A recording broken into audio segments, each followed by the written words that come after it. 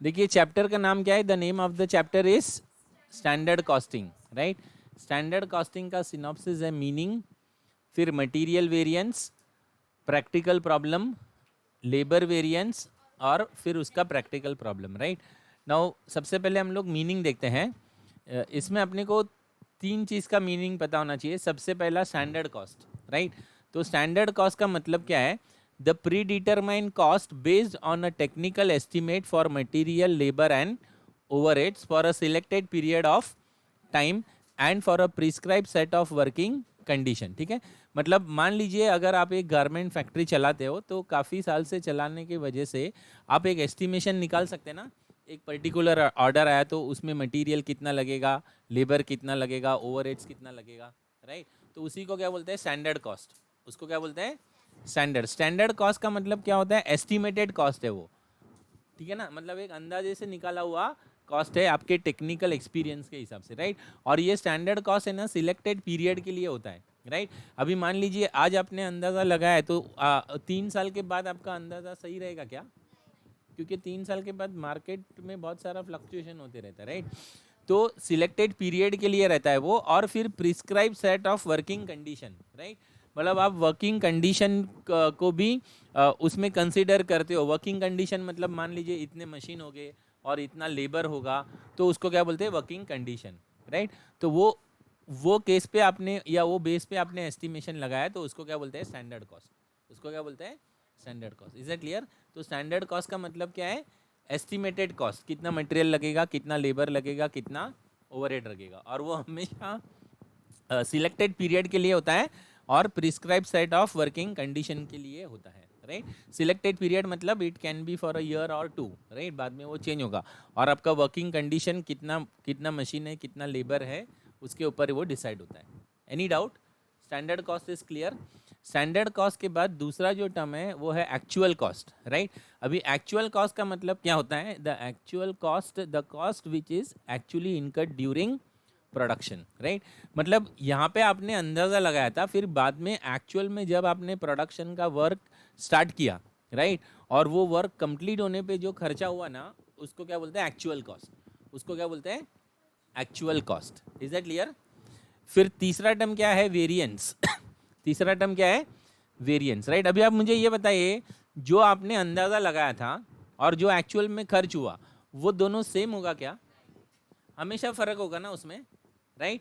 तो जो फ़र्क आता है ना उसी को क्या बोलते हैं, वेरिएंस। उसी को क्या बोलते हैं, वेरिएंस। तो वेरिएंस का मतलब क्या होता है, variance means the difference between the standard cost and the actual cost of production.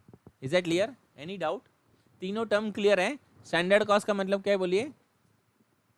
Standard cost मतलब वो कॉस्ट जिसका आपने अंदाज़ा लगाया है। एक्चुअल कॉस्ट का मतलब जो एक्चुअली खर्च हुआ है, राइट। और वेरिएंस का मतलब स्टैंडर्ड कॉस्ट में और एक्चुअल कॉस्ट में जो फ़र्क है उसको क्या बोलते हैं, variance. Any doubt, all the three terms are clear. Okay, now we will start with material variance. क्या स्टार्ट करेंगे हम लोग, मटीरियल वेरिएंस, राइट। अभी देखिए मटीरियल वेरिएंस में 3 टाइप के वेरिएंस है। सबसे पहला है मटीरियल कॉस्ट वेरिएंस। सबसे पहला क्या है, मटीरियल कॉस्ट वेरिएंस। तो मटीरियल कॉस्ट वेरिएंस का मतलब क्या होता है, material cost variance is the difference between the standard cost of material and actual cost of material, right. Material cost variance कैसे निकलता है, the difference between standard cost of material and actual cost of material, right. Material cost variance को shortcut में क्या बोलते हैं, MCV. क्या बोलते हैं, एमसीवी, राइट।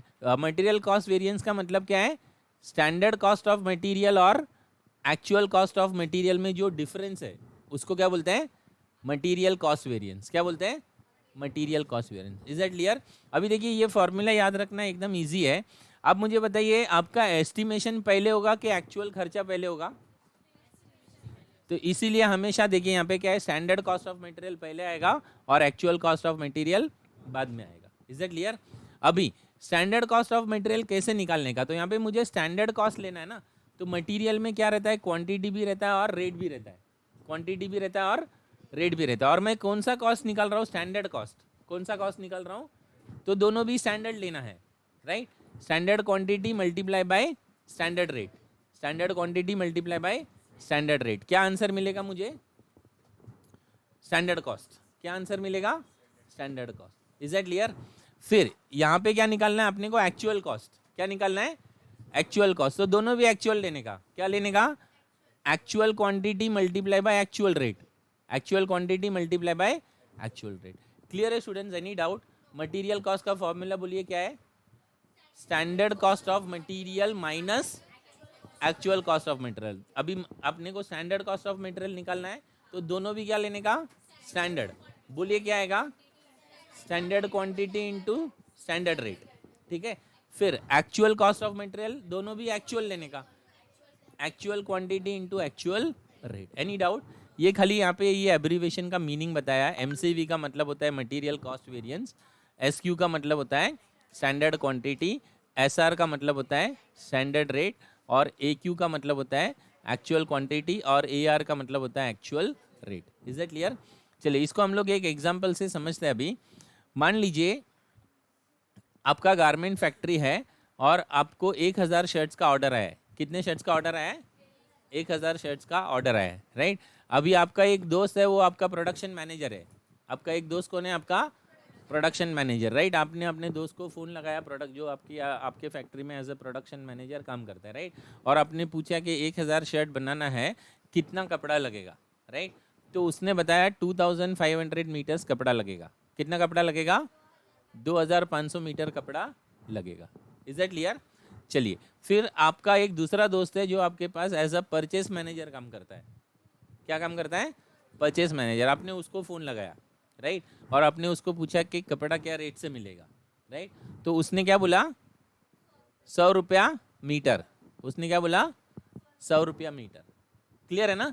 तो अभी मुझे बताइए इसमें स्टैंडर्ड कॉस्ट कितना हुआ? 2500 स्टैंडर्ड क्वांटिटी, और स्टैंडर्ड रेट कितना है? 100। यानी स्टैंडर्ड कॉस्ट कितना हुआ? हाँ करो मल्टीप्लाई, कैलकुलेटर यूज करो।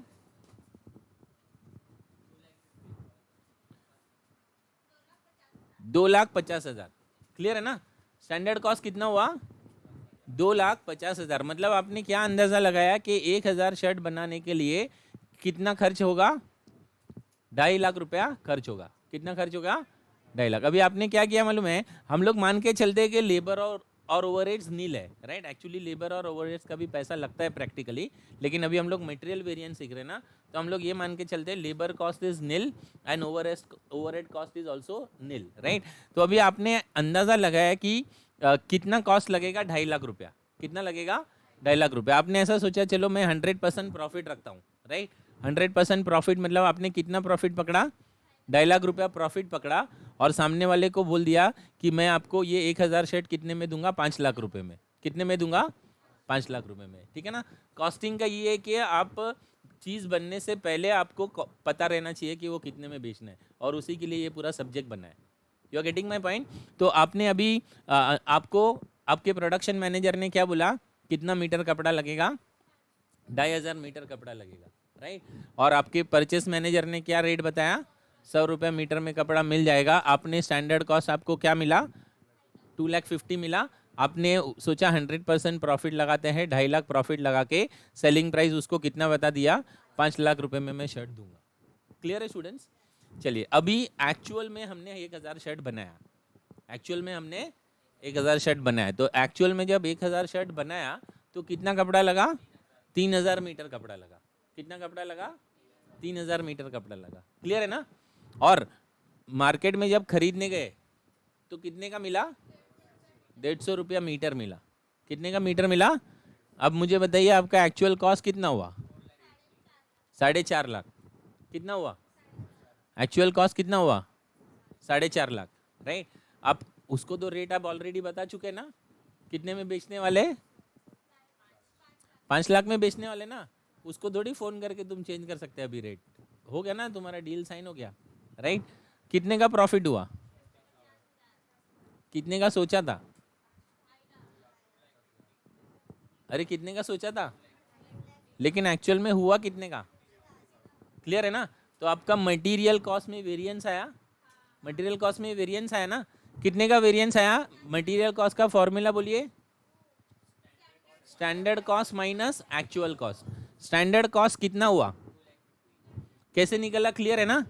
Standard quantity into standard rate, standard quantity into standard rate, ठीक है।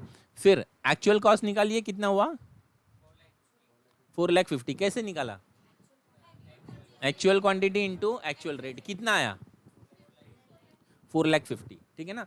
कैलकुलेटर में माइनस कीजिए, 2,50,000 माइनस 4,50,000, 2,50,000 माइनस 4,50,000, अरे कितने का फर्क आया, मटेरियल कॉस्ट वेरिएंस कितना आया, बोलिए, 2,00,000 रुपया। कितना आया, 2,00,000 रुपया। समझ में आ रहा है मटेरियल कॉस्ट वेरिएंस कैसे निकला, क्लियर है? अरे बोलिए, इज इट क्लियर? ये पहला वाला फॉर्मूला क्लियर हो गया क्या डेटा के साथ? कितना आंसर आया, बोलिए, 2,00,000 माइनस 2,00,000 रहेगा, कितना रहेगा, माइनस 2,00,000। मैं इसमें डेटा लिख रहा नहीं हूँ, ये वाले डेटा से आपको समझ में आ रहा है ना, कितने का फर्क आया, बोलिए, माइनस 2,00,000 का। Is that clear? अभी आपको ये पता चल गया कि भाई मटेरियल कॉस्ट में कितने का डिफरेंस आ रहा है, माइनस 2,00,000। कितने का डिफरेंस आ रहा है, माइनस 2,00,000। Is that clear? अभी आप मुझे बताइए, ये जो मटेरियल कॉस्ट आपको बताया, उसके लिए 2 लोग जिम्मेदार है ना? कौन जिम्मेदार है? एक तो प्रोडक्शन मैनेजर और दूसरा परचेस मैनेजर। ये दोनों ने ही आपको बताया ना, बराबर ना? अभी आपको गुस्सा आएगा कि नहीं आएगा, मुझे बताइए। कितने का नुकसान हो रहा है आपका, 2,00,000 रुपए का नुकसान हो रहा है, बराबर ना? तो सबसे पहले अभी आप किसको बुलाएंगे, प्रोडक्शन मैनेजर को। किसको बुलाएंगे, प्रोडक्शन मैनेजर को। क्लियर है स्टूडेंट्स, राइट? तो उसको क्या बोलते हैं, मटेरियल यूजेज वेरिएंस। देखिए अभी मुझे टोटल पता चल गया 2,00,000 का नुकसान हुआ है, राइट? और ये 2,00,000 के लिए जिम्मेदार कौन है, प्रोडक्शन मैनेजर और परचेस मैनेजर, राइट? लेकिन कौन कितने के लिए जिम्मेदार है, ये भी तो ढूंढना पड़ेगा। You are getting my point? तो अभी हम लोग क्या निकाल रहे हैं, मटेरियल यूजेज वेरिएंस। क्या निकाल रहे हैं, मटेरियल यूजेज वेरिएंस। तो मटेरियल यूजेज वेरिएंस का मतलब क्या होता है, material usage variance is that portion of material cost variance which arise due to the difference between the standard quantity specified for actual production and the actual quantity used, right? मतलब material usage variance में हम लोग क्या कर रहे हैं मालूम है क्या, कि प्रोडक्शन मैनेजर की वजह से कितना नुकसान हुआ, क्या निकाल रहे हैं हम लोग, प्रोडक्शन मैनेजर की वजह से कितना नुकसान हुआ या कितना फर्क पड़ा, राइट? तो अभी आप मुझे बताइए, प्रोडक्शन मैनेजर किसके लिए जिम्मेदार है, क्वांटिटी के लिए। प्रोडक्शन मैनेजर किसके लिए जिम्मेदार है, क्वांटिटी के लिए। Is that clear? तो जब हम लोग मटेरियल यूजेज वेरिएंस निकालते हैं ना, तो ब्रैकेट में हम लोग क्या लिखते हैं, क्योंकि प्रोडक्शन मैनेजर किसके लिए जिम्मेदार है, क्वांटिटी के लिए। किसके लिए जिम्मेदार है, क्वांटिटी के लिए। Is that clear? तो अभी आप क्या करेंगे, प्रोडक्शन मैनेजर को बुलाएंगे ना कैबिन में, कि नहीं बुलाएंगे, बराबर ना? और उसको बोलेंगे, अरे ओ सांबा, कितना क्वांटिटी बताए थे, बराबर ना? तो वो क्या बोलेगा, कितना बताया था, तो 2,500 स्टैंडर्ड क्वांटिटी हो गया, स्टैंडर्ड क्वांटिटी हो गया ना, माइनस एक्चुअल में लगा कितना, 3,000। एक्चुअल में लगा कितना, 3,000। तो 2,500 में से 3,000 माइनस करेंगे, माइनस करो कैलकुलेटर में, माइनस 500। कितना आया बोलिए, माइनस 500 आया, बराबर ना? लेकिन मेरे को वैल्यू चाहिए ना, मेरे को क्या चाहिए, वैल्यू चाहिए। अभी एक मिनट यहाँ पे देखिए, अभी वैल्यू यहाँ पे चाहिए ना। अभी हम लोग ने ब्रैकेट में क्वांटिटी लिया है, ब्रैकेट में क्या लिया है, क्वांटिटी लिया है, राइट? तो कंफर्म इधर मुझे रेट लेना है, बाहर क्या लेना है, रेट लेना है, राइट? अभी सवाल ये आता है कि मैं कौन सा, मैं आर तो लिख देता हूँ कि मुझे रेट तो लेना है, राइट? अभी सवाल ये आता है कि मैं कौन सा रेट लूँ, स्टैंडर्ड वाला रेट लूँ या एक्चुअल वाला रेट लूँ। क्लियर है ना? सुनिए, अभी मैं अगर एक्चुअल रेट लूंगा ना, तो ये प्रोडक्शन मैनेजर क्या बोलेगा, बोलेगा मार्केट में प्राइस ऊपर नीचे होते रहता है, उसके लिए मैं जिम्मेदार नहीं हूँ। क्लियर है? Any doubt? अगर मैं यहाँ पे एक्चुअल रेट लूंगा तो प्रोडक्शन मैनेजर ऑब्जेक्शन उठाएगा ना, क्या बोलेगा, भाई मार्केट में, क्योंकि देखिए ये नंबर की वजह से उसके ऊपर कितने का रिस्पॉन्सिबिलिटी आता है वो पता चलेगा, राइट? तो अगर मैं यहाँ पे एक्चुअल रेट लूंगा तो प्रोडक्शन मैनेजर ऑब्जेक्शन लेगा, क्या बोलेगा, मार्केट में रेट फ्लक्चुएट होते रहता है। Is it clear? तो इसीलिए हमेशा जब हम ब्रैकेट में क्वांटिटी कंसीडर करते हैं और यहाँ पे जब रेट आता है, तो हमेशा कौन सा रेट लेना है, स्टैंडर्ड रेट। कौन सा रेट लेना है, स्टैंडर्ड, राइट? आपको अगर फॉर्मूला लिखने में कंफ्यूजन होता है ना, इतना तो याद रहेगा ना प्रोडक्शन मैनेजर किसके लिए जिम्मेदार है? यूजेज के लिए। यूजेज मतलब क्वांटिटी, तो ब्रैकेट में क्वांटिटी लिख देने का, राइट। और बाद में इधर आर भी लिख देने का। क्या लिख देने का? R, right. और हमेशा जो रेट है वो यहाँ पे कौन सा रहेगा? When quantity is considered rate should always be standard rate. Rate should always be standard rate. तो यहाँ पे रेट कौन सा रहना चाहिए? हमेशा स्टैंडर्ड रेट।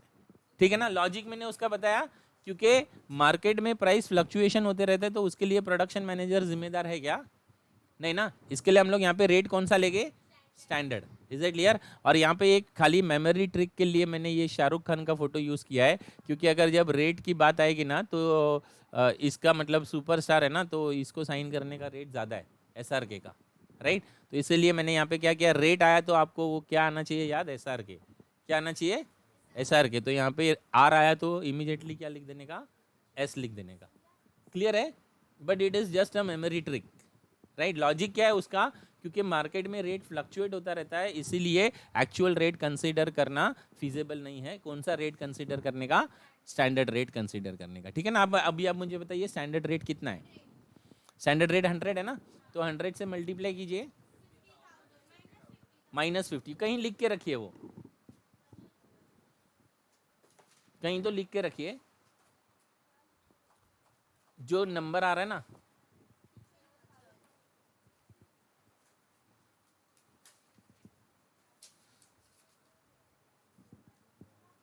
सबसे पहले मुझे बताइए कॉस्ट वेरिएंस कितना आया था? Cost variance, material cost variance total -2 lakh आया था ना। अरे लिख के रखिए वो भी, मटेरियल कॉस्ट वेरिएंस कितना है? -2 लाख, बराबर ना। अभी ये 2 लाख के लिए हम लोग 2 जन को रिस्पॉन्सिबल मान रहे हैं ना। पहला किसको मान रहे हैं? प्रोडक्शन मैनेजर को, राइट। उसको क्या बोलते हैं? मटेरियल यूजेज वेरिएंस, MUV लिख लीजिए। MUV कितना है आपका? -50 लिख दीजिए, -50। Any doubt students? Material usage variance समझ में आया? ठीक है। मटेरियल यूजेज वेरिएंस के लिए जिम्मेदार कौन है बोलिए? Production manager. कौन जिम्मेदार है? और प्रोडक्शन मैनेजर किसके लिए जिम्मेदार रहता है? क्वांटिटी के लिए। किसके लिए जिम्मेदार रहता है? क्वांटिटी। तो मुझे ये तो पता चल गया कि ब्रैकेट में क्वांटिटी लिखना है, राइट। और हमेशा स्टैंडर्ड पहले आता है, एक्चुअल बाद में आता है, राइट। तो standard quantity minus actual quantity, ये क्लियर हो गया। अभी ये भी आपको चीज़ ध्यान में रखना है कि ब्रैकेट में मैंने क्वांटिटी लिखा है, तो बाहर मुझे क्या लिखना है? रेट। तो पहले आर लिख देने का, राइट। और रेट हमेशा कौन सा रहना चाहिए?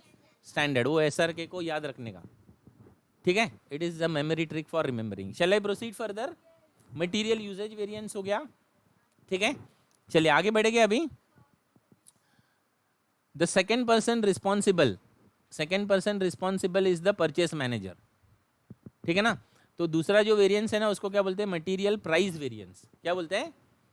Material price variance. देखिए, material price variance is that portion of material cost variance which arises due to the difference between the standard rate specified for actual production and the actual rate incurred is that clear? तो अभी देखिए हम लोग दूसरे को बुला रहे हैं, राइट। किसको बुला रहे हैं? मतलब दूसरा कौन है? Purchase manager. दूसरा कौन है? परचेस मैनेजर, ठीक है ना। तो परचेस मैनेजर को बोलेंगे ना हम लोग, तेरा क्या होगा कालिया, बराबर ना। प्रोडक्शन मैनेजर को क्या बोले थे? अरे वो सांबा, हाँ, ठीक है ना। अभी अभी परचेस मैनेजर किसके लिए रिस्पॉन्सिबल है बोलिए? प्राइस मतलब रेट के लिए रिस्पॉन्सिबल है। रेट के लिए रिस्पॉन्सिबल है ना, तो ब्रैकेट में क्या आ जाएगा? रेट। ब्रैकेट में क्या आ जाएगा? रेट। Is that clear? तो क्या लिखा मैंने? Standard rate minus actual rate, standard rate minus actual rate, ठीक है। अभी एक मिनट देखिए, अगर ब्रैकेट में रेट आया, ओके, लिखिए अभी स्टैंडर्ड रेट कितना था? 100। एक्चुअल रेट कितना? हाँ, 150। तो आंसर कितना आया? -50 आया ना। लेकिन मेरे को पूरा वैल्यू चाहिए ना, पूरा वैल्यू चाहिए कि नहीं? तो पूरे वैल्यू के लिए मुझे यहाँ पे किससे मल्टीप्लाई करना पड़ेगा? क्वांटिटी से। किससे मल्टीप्लाई करना पड़ेगा?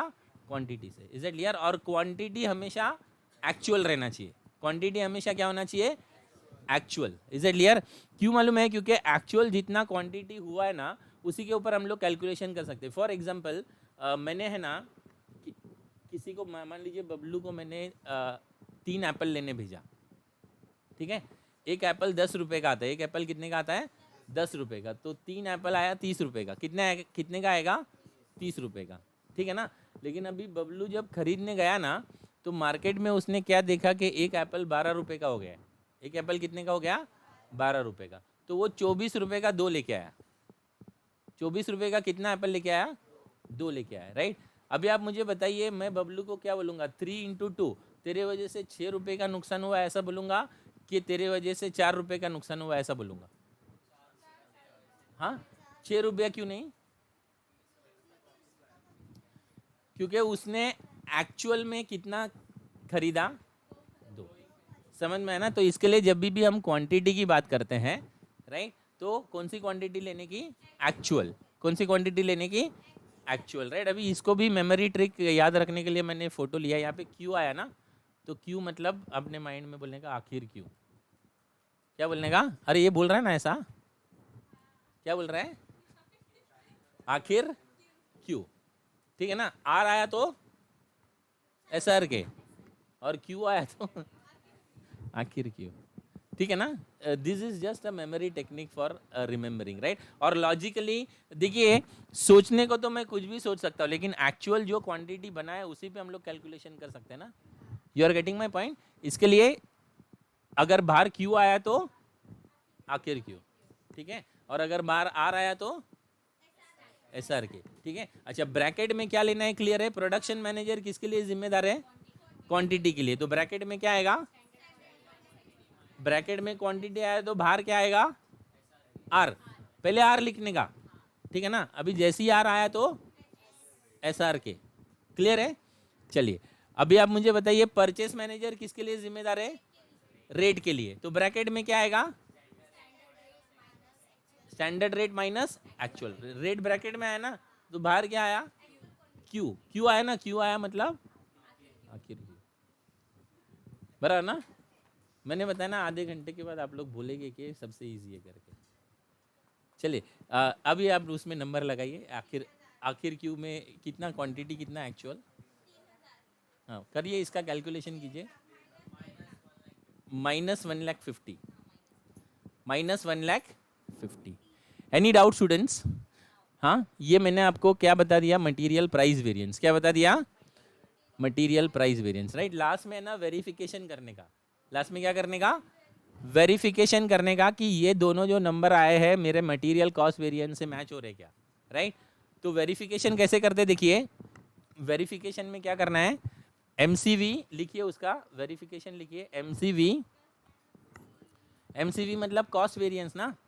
इसके लिए 2 जन जिम्मेदार है, प्रोडक्शन मैनेजर और परचेस मैनेजर। प्रोडक्शन मैनेजर का एमयूवी निकाला और परचेस मैनेजर का एमपीवी, राइट। अच्छा, एमसीवी का आंसर था ना आपके पास? कितने का फर्क था बोलिए? लिखिए उधर -2 लाख, -2 लाख, ठीक है ना। एमयूवी का भी आंसर है ना आपके पास? -50 है ना, ठीक है। और फिर माइनस है वो भी, -1,50,000 है ना। तो ये माइनस माइनस प्लस हो जाएगा ना। इसका आंसर क्या आएगा बोलिए? -2 लाख ही आएगा ना। अरे तो वेरिफिकेशन -2 लाख आएगा ना। -50 और -1,50,000 इज -2 लाख। क्लियर है ना। और मटेरियल कॉस्ट वेरिएंस कितना था बोलिए? -2 लाख। वेरीफाई हो रहा है, बराबर है ना। इसका मतलब 50,000 का नुकसान किसके वजह से हुआ? प्रोडक्शन मैनेजर की वजह से। और 1.5 लाख रुपए का नुकसान किसके वजह से हुआ?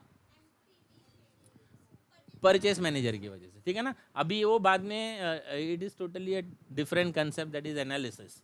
क्यों हुआ, कैसे हुआ, वो सब आपके सिलेबस में नहीं है, ठीक है ना। Any doubt? Any doubt? अभी आप बताइए कितना हार्ड है फॉर्मूला? सबसे पहले क्या निकालने का? फिर से एक बार, सबसे पहले क्या निकालने का? Material cost variance. क्या निकालने का? मटेरियल कॉस्ट वेरिएंस का फॉर्मूला बोलिए? Standard cost minus actual cost. Standard cost minus, तो मुझे स्टैंडर्ड कॉस्ट निकालना है ना, तो दोनों भी स्टैंडर्ड लेने का। Standard quantity into standard rate, ठीक है। और एक्चुअल कॉस्ट निकालना है तो दोनों भी एक्चुअल लेने का। एक्चुअल क्वांटिटी इनटू एक्चुअल, इससे मुझे टोटल कितना फर्क आ रहा है वो पता चलेगा। बरा ना। अब ये फर्क के लिए कितने लोग जिम्मेदार है? पहला कौन है? Production manager. प्रोडक्शन मैनेजर किसके लिए जिम्मेदार है? यूसेज के लिए, यानी क्वांटिटी के लिए। तो ब्रैकेट में क्या रखने का बोलिए? Quantity, standard quantity minus actual quantity, ठीक है ना। अभी एक बार ब्रैकेट में क्वांटिटी आ गया, मतलब बाहर क्या आने वाला है? रेट। तो आर लिख देने का, और रेट कौन सा लेने का? स्टैंडर्ड। एसआर के को याद रखने का। क्लियर है? चलिए, दूसरा कौन जिम्मेदार है? Purchase manager. परचेस मैनेजर किसके लिए जिम्मेदार है? रेट के लिए। किसके लिए जिम्मेदार है? रेट के लिए। तो ब्रैकेट में क्या लिखेंगे? Standard rate minus actual rate. Standard rate minus actual rate multiply by Q आया ना। क्यू मतलब, क्लियर है? लास्ट में उसको वेरीफाई करना है।